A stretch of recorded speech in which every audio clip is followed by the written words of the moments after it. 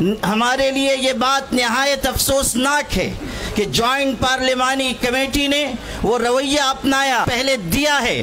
اس نے یہ واضح کر دیا کہ وہ امینڈمنٹ بل میں ترمیمات کے لیے سنجیدہ نہیں ہیں بلکہ وہ کسی مخصوص ایجنڈے کے اوپر کام کر رہے ہیں.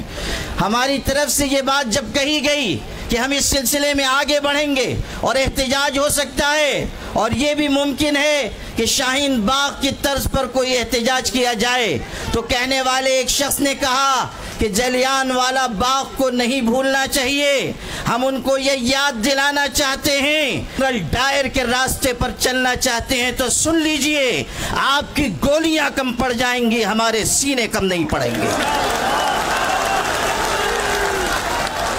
آپ کس کو دھمکی دے رہے ہیں اور آپ کس قوم کو مخاطب کر رہے ہیں کہ آپ یہ سمجھتے ہیں کہ مسلمانوں کو خون کی ننھی منی ندیوں سے چل سکیں گے؟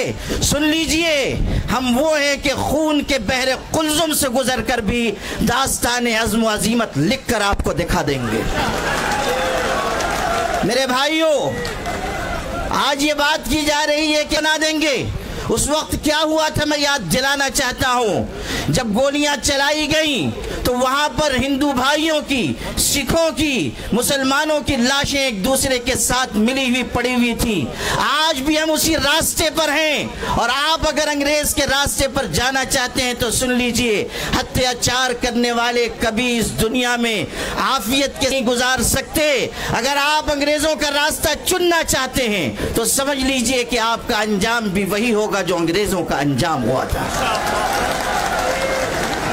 آل انڈیا مسلم پرسنل لا بورڈ اس ملک کے مسلمانوں کا سب سے متحدہ اور مشترکہ پلیٹ فارم ہے. اگر وہ یہ آواز دے رہا ہے کہ وقف ترمیمی بل کو واپس لیا جائے تو حکومت کو اس بل کو واپس لینا چاہیے. یہ مت سمجھیے کہ صرف چند ہزار مسلمان جمع ہوں گے اور بات مکمل ہو جائے گی.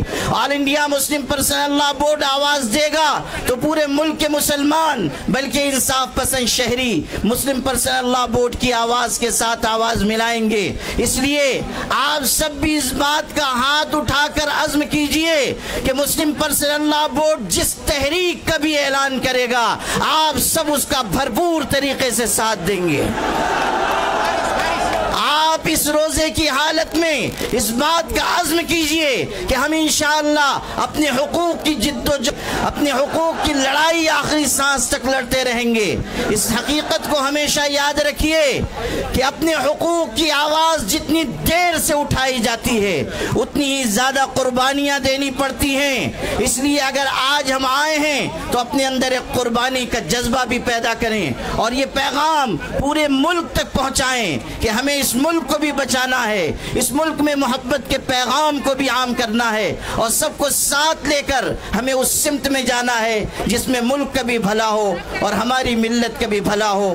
آپ کی یہ قیادت جو یہاں موجود ہے اگر آپ اسے بوڑھی اور بزدل قیادت سمجھتے ہیں تو سن لیجئے، آج یہ یہاں بیٹھے ہوئے ہیں لیکن کل اگر اللہ نے ایسا موقع دیا کہ ہمیں اس لڑائی کو آگے بڑھانا پڑا تو آپ دیکھیں گے کہ یہ قیادت قلم اور کاغذ چھوڑ کر ہتھکڑیوں کا بھی استقبال کرے گی اور اپنے سینے کھول دے گی اور آپ کی لڑائی آخری سیڑھی تک لڑی جائے گی. اسی لیے میں یہ کہا کرتا ہوں اپنی قیادت کے بارے میں کہ یہ الگ بات ہے کہ چپ چاپ کھڑے رہتے ہیں، پھر بھی جو لوگ بڑے ہیں بڑے رہتے ہیں. ایسے درویشوں سے ملتا ہے ہمارا شجرہ جن کی ٹھوکر میں کئی تاج پڑے رہتے ہیں. وآخر دعوانا